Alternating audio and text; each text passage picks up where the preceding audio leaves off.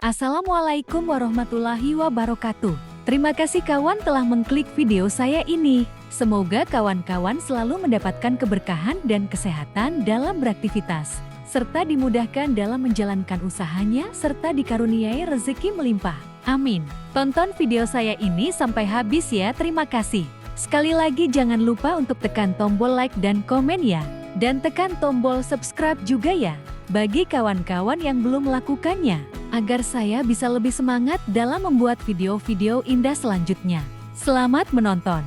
Faisal, seorang pemuda yang baru lulus dari pondok pesantren, memutuskan untuk merantau ke kota untuk mencari pengalaman dan mencari nafkah. Dia meninggalkan kampung halamannya dengan harapan untuk mencapai kesuksesan. Saat Faisal tiba di kota, dia merasa tidak familiar dengan lingkungan baru. Namun, dia tidak menyerah dan mulai mencari pekerjaan. Saat berjalan di pinggir di jalan, dia melihat seorang gadis cantik yang sedang dikejar oleh beberapa orang yang terlihat mencurigakan. "Ada apa gerangan?" tanyanya dalam hati secara tiba-tiba. Yaitu seorang gadis sendirian yang tampaknya membutuhkan pertolongannya. Faisal yang tidak ingin melihat gadis tersebut dalam bahaya, langsung bertindak untuk menolongnya. Dengan ilmu kanuragan yang didalaminya saat di pondok, dia berhasil mengalahkan orang-orang yang mengejar gadis tersebut dan segera membawanya sembunyi ke tempat yang aman. Faisal pun bingung karena suasana di sekitar juga asing buatnya. Dan juga di hadapannya juga ada gadis yang sangat cantik, membuat hati Faisal bertambah bingung. Apa yang telah saya lakukan? Ya Allah, semoga apa yang aku lakukan adalah benar dan sesuai dengan kehendak-Mu, pikir Faisal dalam hati. Di dalam persembunyian di gudang tua dan berantakan itu mereka berdua sama-sama diam. Gadis itu pun menangis dan mengucap terima kasih. "Kamu telah menolongku," ucapnya lirih. Gadis tersebut bernama Nadia. Dia adalah anak konglomerat yang menjadi korban penculikan. Nadia sangat berterima kasih kepada Faisal yang telah menyelamatkannya. Mereka berdua mulai berbicara. Dan Faisal mengetahui bahwa Nadia adalah anak orang kaya. Setelah dirasa aman mereka, berdua pun memutuskan untuk keluar dari persembunyiannya. Dengan kesabaran dan keikhlasan Faisal dalam menjaga Nadia, agar gadis tersebut nyaman dalam lindungannya. Itu adalah kebiasaan waktu menjalankan tugas di pondok pesantren. Faisal mengantarkan Nadia pulang ke rumah orang tuanya. Sampailah di rumah Nadia. Rumah Nadia sangat megah dan bagus setelah bertemu dengan orang tuanya. Dan mereka berdua sangat berterima kasih karena telah menyelamatkan putrinya. Saat Faisal undur diri, Faisal ditanya oleh bapaknya Nadia tentang rumah dan kegiatannya. Faisal dengan jujur dan apa adanya bercerita tentang dirinya sebagai ucapan terima kasih yang tak terhingga karena telah menyelamatkan putrinya. Dan mengetahui siapa Faisal, maka tanpa canggung dan ragu, bapak Nadia meminta Faisal untuk tetap di tempat dan tidak boleh meninggalkan rumah yang megah itu karena sopan santun dan kebaikan hati Faisal. Maka orang tua Nadia memperkerjakannya di salah satu perusahaan miliknya. Faisal menunjukkan kinerja yang bagus di perusahaan tempat ia bekerja. Maka semakin hari perusahaan di mana Faisal bekerja berkembang menjadi perusahaan yang mempunyai reputasi yang baik dan mendatangkan keuntungan yang luar biasa.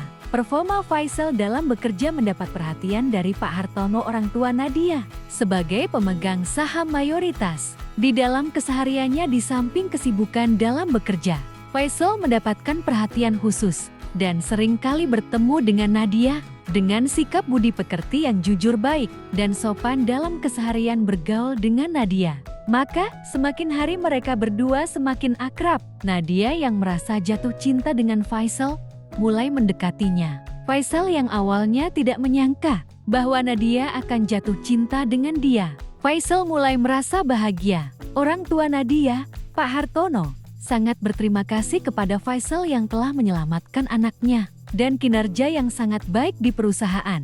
Pak Hartono memutuskan untuk mengangkat Faisal menjadi direktur di salah satu perusahaannya sebagai bentuk penghargaan dan apresiasi atas kinerjanya. Faisal yang tidak menyangka bahwa dia akan menjadi direktur di perusahaan besar, mulai belajar dan mempersiapkan diri untuk menjalankan tugas barunya.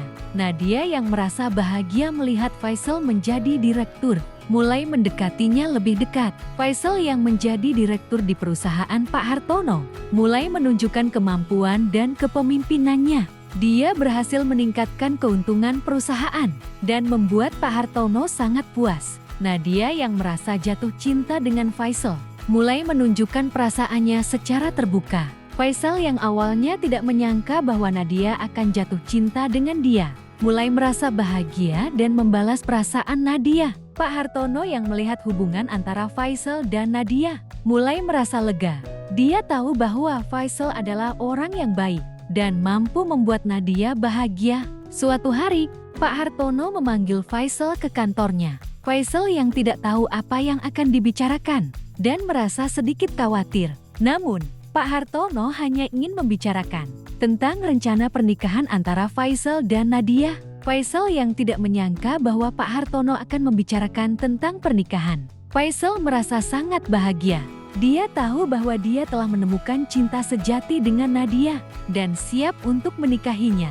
Nadia yang juga merasa bahagia, mulai mempersiapkan diri untuk pernikahan. Mereka berdua sangat bahagia dan tidak sabar untuk memulai kehidupan baru bersama. Mereka berdua akhirnya menikah dengan pesta pernikahan yang sangat mewah dan meriah. Faisal dan Nadia sangat bahagia karena menuju pernikahannya dulu mendapatkan suatu peristiwa yang tak terduga.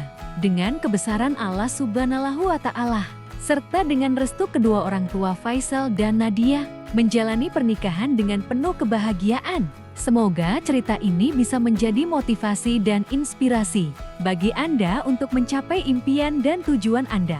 Serta apabila kawan-kawan sekalian suka dengan cerita indah ini, jangan lupa untuk meninggalkan like, komen ya. Serta bagi yang belum menekan tombol subscribe, untuk silakan mengekliknya agar saya lebih bersemangat dalam membangun cerita cinta indah berikutnya. Serta kalau cerita ini menjadikan motivasi Anda, silakan share ya ke teman yang lain, agar kami lebih bahagia dalam melanjutkan cerita-cerita indah lainnya. Sukses selalu untuk kawan-kawan semua dalam menjalankan aktivitasnya. Amin. Wassalamualaikum warahmatullahi wabarakatuh.